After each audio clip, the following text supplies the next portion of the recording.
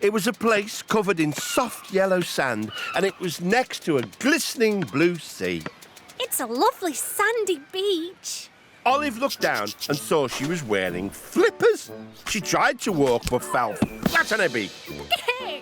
Don't worry, little ostrich. Boomed a loud voice. I'll save you. A strong-looking horse helped Olive up. He had the shiniest mane of hair and the brightest smile she had ever seen. He wore a red jacket and spoke into a megaphone. Hi, I'm David Hoppyhoof, beach lifeguard. Hey, your loud voice is making me ears ring. You'll get used to it. I'm always here, so if anybody gets into any trouble on this beach, I will rescue them. Oh, you're a real hero. Just doing my job. Boomed David as he proudly combed his shiny hair. Just then, Olive heard a cry coming from the sea. 2 tigers were in trouble. Their claws had punctured their rubber dinghy. Help! We're sinking. David, those tigers need your help. But David had disappeared. Olive couldn't see him anywhere. Then she noticed a very funny-looking sandcastle. Olive shook her head. Why are you pretending to be a sandcastle, David? Those tigers need you to rescue them. I can't. But that's your job. You're the beach lifeguard. I was only pretending. I've always wanted to be a lifeguard, so I borrowed this outfit. The truth is, I never rescued anyone. David started to cry. You see, I hate the water. It makes my hair go all frizzy. Help! We're still sinking. Olive spotted David's huge comb and a surfboard lying nearby. Oh, cool. A surfboard? I think I may have an idea. David and Olive grabbed the surfboard and using David's comb as a paddle, they paddled out and rescued the tigers. Hooray! You're our heroes. They paddled back to the beach.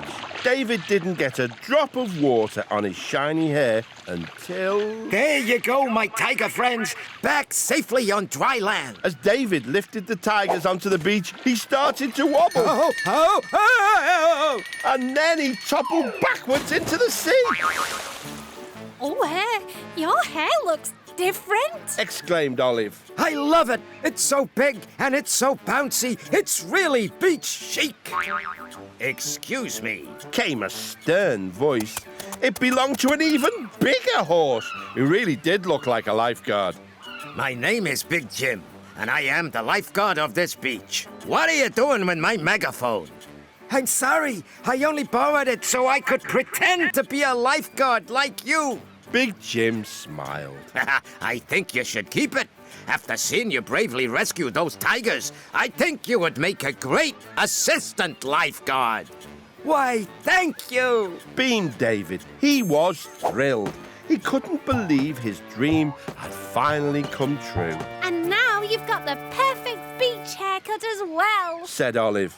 They all laughed. And as they did, Olive realised it was time to go. Typical Olive, daydreaming again, said her mum. Heck, actually, I've been helping Hoppyhoof the lifeguard. Your head's been in the sand too long, dear, said Olive's dad. Her little brother laughed.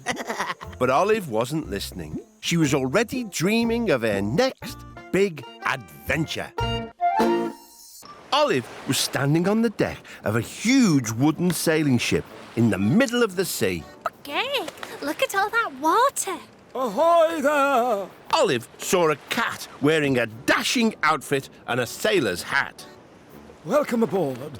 I'm Captain Chris Columbus, the most famous explorer in all of the 7 seas.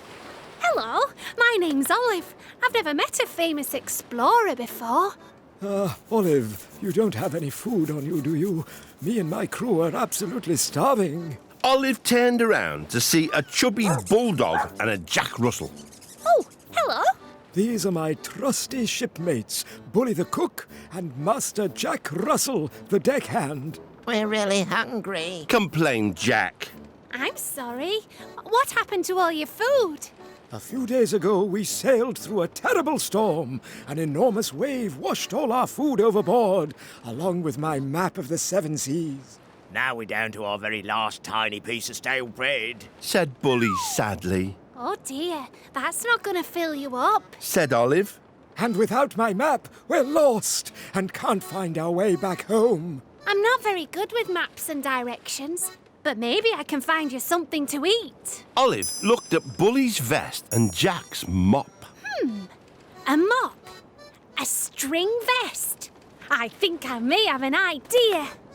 Olive tugged on a loose end of Bully's vest. It unravelled into a long piece of string, which she tied to the end of the mop. Oh, what's that for? Asked the confused Captain Chris. It's a fishing rod. We can use it to catch fish for dinner. I just need something to get the fish to bite. Olive spotted the last scrap of bread in the basket. She tied it to the end of the fishing line and threw it in the water. Oh! Cried the crew. Our last scrap of bread. You'll just have to wait. So they waited, and they waited. All their tummies rumbled because they were so hungry. After what seemed like ages, there was a tug on the line. Olive pulled a massive fish out of the sea. Hooray for Olive! Hooray! Cheered the crew. Olive caught fish after fish and all sorts of other tasty sea creatures. Then, suddenly, Olive felt one almighty tug. Oh, help! The crew all grabbed hold of the rod and together they pulled out a huge whale who immediately sneezed and from its blowhole gushed a spout of seawater with a map on top. My map! Now we're no longer lost. Let's celebrate. Woohoo! So Bully cooked the biggest fishy feast ever. They ate and ate until they could eat no more. Would you like any dessert, Olive? Jellyfish and ice cream? Oh, no, thank you. Just the thought of it makes me feel all wobbly. Everyone laughed, and as they did, Olive realised it was time to go.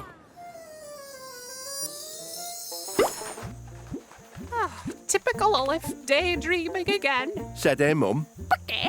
Actually, I've been sailing on the high seas. Your head's been in the sand too long, dear. Said Olive's dad. Her little brother laughed. But Olive wasn't listening. She was already dreaming of her next big adventure.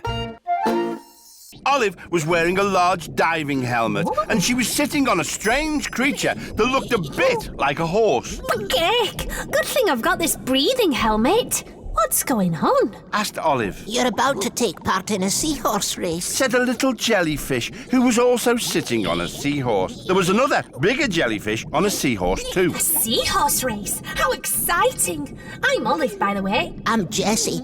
I'm a little nervous as this is my first ever race. Don't worry, Jessie. Maybe we can help each other. Okay. Thanks, Olive. Oh, that means the race has started. Come on, Olive. The bigger jellyfish galloped off and Jessie and Olive rode after him. Hold on to your seahorses! Olive and Jessie galloped towards the first obstacle, a narrow gap between two huge rocks. The big jellyfish rode straight through, but when Jessie reached the gap, she stopped. Oh, it's too narrow. I can't get through. Of course you can. Follow me. Olive skillfully rode her seahorse through the gap, and Jessie followed. Yeah. Next, they reached a coral maze. Oh, this looks really twisty. We can do it. Stay close to me, Jessie. Olive twisted and turned through the coral maze, and Jessie rode through behind. Then Olive and Jessie reached the most difficult part of the race, an old, dark shipwreck. We need to ride through, but I've heard there's a scary sea monster inside. It's probably just a story, Jessie. We'll be fine if we ride through together. I suppose so. Olive rode into the shipwreck and Jessie followed. It was rather dark inside, and even Olive was a little scared. What was that strange noise? I'm sure it was nothing to worry about. But suddenly, a creature with a long, sharp nose appeared out of the darkness. Oh! Oh, the sea monster! They raced out of the shipwreck as fast as they could, but Jessie did not look where she was going and rode straight into a forest of seaweed. Oh, I've got tangled up, Olive. Olive tried to pull Jessie free, but it was no good. Tangled seaweed? A sea monster with a sharp, pointy nose? I think I may have an idea. Jessie, I'm going back into the shipwreck. Olive, don't be silly. But Olive rode bravely back into the dark shipwreck. Excuse me, Mr. Sea Monster. Please, could you help me? I'm not a sea monster. I'm just a swordfish. I can't help having this scary pointy nose. My name's Swordy, by the way. Oh, I'm Olive. My friend has got tangled up in some seaweed. I was hoping you could free her with your sharp sword nose. Of course, Swordy to the rescue. Swordy used his sharp nose to carefully cut Jessie free from the seaweed. Thanks, Swordy. Yes, thank you. You're not so scary after all. Go! You've got to finish the race. Jessie rode off fast with Olive close behind. Soon they could see the bigger jellyfish ahead as the finish line approached. I did it, Olive. I won. You certainly did, Jessie. The crowd love you. They're cheering themselves. Horse, see? They both laughed, and as they did, Olive realised it was time to go. Typical Olive, daydreaming again. Said her mum. Okay. Actually, I took part in an underwater seahorse race. Your head's been in the sand too long, dear. Said Olive's dad. Her little brother laughed. But Olive wasn't listening. She was already dreaming of her next big adventure. Olive found herself standing in front of a desk with a bell on it. Ooh. Next to her was a large suitcase. She rang the bell and a grumpy-looking llama jumped up from behind the desk. Oh, hello. I'm Olive. Basil Salty, welcome to the No Sea View Hotel. How many nights will you be staying? Oh, I'm not sure. Ugh, absolutely typical. Said Basil, rolling his eyes. Just then, a parrot appeared, carrying a suitcase. This is the worst hotel I've ever stayed in. The food is terrible, the service is useless, and the bedroom doesn't even have a sea view. Goodbye. But, madam, Cake. Oh, I hope your other guests are having a better holiday. You're the only one left. If I don't get some more guests soon, then I might have to close for good. Everyone wants a sea view, you see, but the only view from my hotel is that. Olive looked out and saw a scruffy garden and a big truck. Oh, why is that big truck parked outside? Aha, that'll be Mr. Budget, the builder. He's here to fix the hole in the roof. I'll make a start on your roof, Mr. Salty. We'll have that hole fixed in no time. Olive watched as the back of Mr. Budget's truck slowly opened and a huge pile of sand started pouring out onto the lawn. What's he doing? Basil and Olive rushed out into the garden, but they were too late. The sand had completely buried Basil's garden. Oh, I'm sorry I pressed the wrong switch. I'll clear that sand up right away. Later. You have to fix the roof first. Not a problem, Mr. Salty. If only I had someone to give me a hand, I'd get it fixed even quicker. Well, I'm much too busy for that. Tell you what, here, Olive can help. Okay. I suppose I could hold the ladder for you, Mr. Budget. Thanks, Olive. Mr. Budget began hammering the tiles onto the roof. We'll have this done in a jiffy. Could you just pass up those new tiles, please, Olive? Coming up. But when Olive looked up, there was a huge fountain of water gushing everywhere. No, I must have hammered a nail into one of the water pipes. Basil appeared and he was not happy. Oh, are you trying to put me out of business, Budget? You better get this repaired and fast. Olive looked around. A burst water pipe, a pile of sand and an umbrella. I think I may have an idea. Mr. Budget, we need to dig a big hole in the garden. Righty-ho. A hole in my garden? Have you gone stark raving mad? I absolutely forbid it. But Basil, it'll... Oh, no. Don't worry, I just need to borrow your umbrella. Olive used Basil's umbrella to direct the gushing water into the hole in the garden. Soon it was full. Finally, Basil could see Olive's plan. Aha! Absolutely brilliant! The sand and the water make my garden look like the seaside. Exactly! Olive carried over 2 potted palm trees and planted them into the sand. Now all your guests have a sea view. And I'll mend that roof right away, too. Basil looked delighted, but not for long. The hotel reception was soon filled with new guests, all wanting to stay at his hotel because of the amazing sea view. All these new guests. Now I'm never going to get a minute's rest. Maybe so, but it's nice to see how busy you are. They both laughed, and as they did, Olive realised it was time to go. Typical Olive, daydreaming again. Said her mum. Heck, actually, I helped give a hotel a wonderful sea view. Your head's been in the sand too long, dear. Said Olive's dad. Her little brother laughed. But Olive wasn't listening. She was already dreaming of her next big adventure. Olive found herself floating in the sea on a bright pink lilo. She was wearing a life jacket and some cool sunglasses. Well, this is very relaxing. Said Olive. The sun was shining and there were 2 dolphins leaping in and out of the sea nearby. Wahoo! Olive looked around and saw a surfer riding a big wave, and he was heading straight towards her. Heck! Watch out, dude, coming through. The surfer shouted, but it was too late. He collided with Olive and they went flying into the air. Whoa, wipe out. Olive and the surfer both washed up on the beach where a big crowd was watching. Oh dear, I'm sorry I got in your way. I'm Olive. Hey, no worries, dude. I'm Sunny Ray. Said the surfer as he shook seaweed out of his hair. Oh no, my lucky surfboard has disappeared. This is a big Tube Master surfing competition. I'll never win it without my lucky board.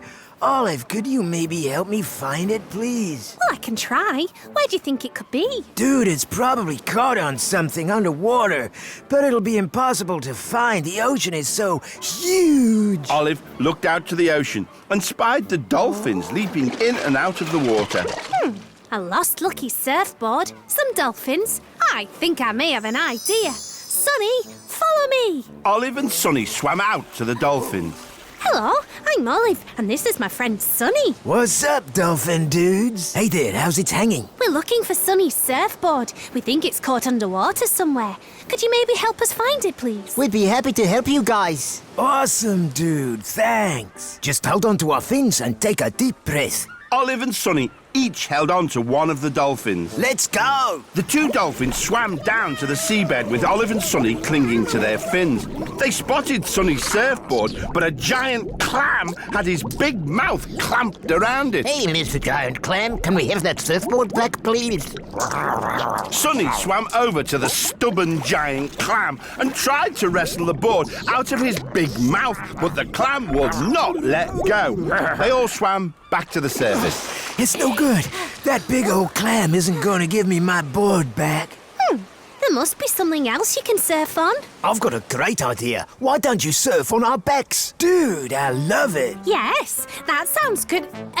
Awesome. So Olive and Sunny hopped onto the dolphins' backs. All set? Yep. Just then, a big wave curled its way towards them. The dolphins rode the wave with Sunny and Olive balancing on their backs, just as if they were on surfboards. Extreme! The crowd went wild. Olive and Sunny did some cool surfing moves. They looked amazing. The gold medal winner is Sunny Ray. And Olive won the silver. You won the Tube Masters without your lucky board. Dude, I wouldn't have been able to do it without you or the dolphin dudes. Then something floated in on a wave. It was Sunny's surfboard. My board, most excellent. I guess that giant clam didn't need it anymore. They all laughed, and as they did, Olive realised it was time to go. Typical Olive, daydreaming again. Said her mum. Heck, actually, I entered an awesome surfing competition. Your head's been in the sand too long, dear. Said Olive's dad. Her little brother laughed. But Olive wasn't listening. She was already dreaming of her next big adventure. Olive was in a small, dimly lit room. In front of her were lots of buttons and levers and colourful flashing lights. Where am I? Some lights shone out over a beautiful underwater world outside the window. Gag, what a view! There were hundreds and hundreds of fish swimming around in front of an enormous blue canyon. Oh, I'm in a submarine deep in the ocean. I can't wait to explore. Olive pushed a big red lever marked forward and the submarine dived deep down into the canyon. Olive spotted the opening to a cave. Interesting. Said Olive as she drove her submarine right into the cave. It's even darker in here than it was before. Olive drove through a big patch of seaweed. Oh no, now I can't see where I'm going. The seaweed suddenly came to life and picked up the submarine. Ow. Then in the headlights loomed the big green face of an octopus. Hello. Bubbled the octopus. Gag, who are you? My name's Jonah. I've been trapped inside this whale for days. It's so good to finally meet someone new. My name's Olive. But what do you mean trapped inside the whale? I just drove into a cave. Oh no, that was a huge whale's mouth you drove into, Olive. And now he's closed it shut. There's no escape. But Gag, that doesn't sound good. We need to make the whale open his mouth again. Maybe I could turn my engines all the way up, and then the bubbles will make the whale cough. Then we can escape when he opens his mouth. Olive turned the submarine's engines onto full power, and the water started to bubble up. Oh, that didn't work. But then the bubbles Olive had made tickled Jonah on the tummy. Oh, those bubbles tickle. An octopus with 8 legs. Tickling? I think I may have an idea. Jonah, if you use all your legs, you can tickle the inside of the whale's stomach and make him laugh. Then we can escape through his mouth. Oh, I think that might just work. He stretched out his 8 long arms and began to tickle the whale's tummy. Tickle harder! Tickle harder! Cried Olive. Jonah tickled as fast as he could. A wall of bubbles started rushing down the tunnel towards Olive and Jonah. Watch out! Gag! What's happening? I think we might be going out of the top. The top? Olive and Jonah were fired out of the whale's blowhole, up high in the sky. Then they started to fall back towards the water. Wow! Jonah clung to Olive's submarine with his 8 tentacles as they fell. His body inflated like a parachute, drifting them both gently down to the surface of the water. Well, that was a lovely, gentle landing. Oh, thanks so much, Olive. I'm free at last. That's okay. I think we've all had a whale of a time. They both laughed, and as they did, Olive realised it was time to go. Typical Olive, daydreaming again. Said her mum. Okay, actually, I've been helping an octopus escape a whale. Your head's been in the sand too long, dear. Said Olive's dad. Her little brother laughed. But Olive wasn't listening. She was already dreaming of her next big adventure.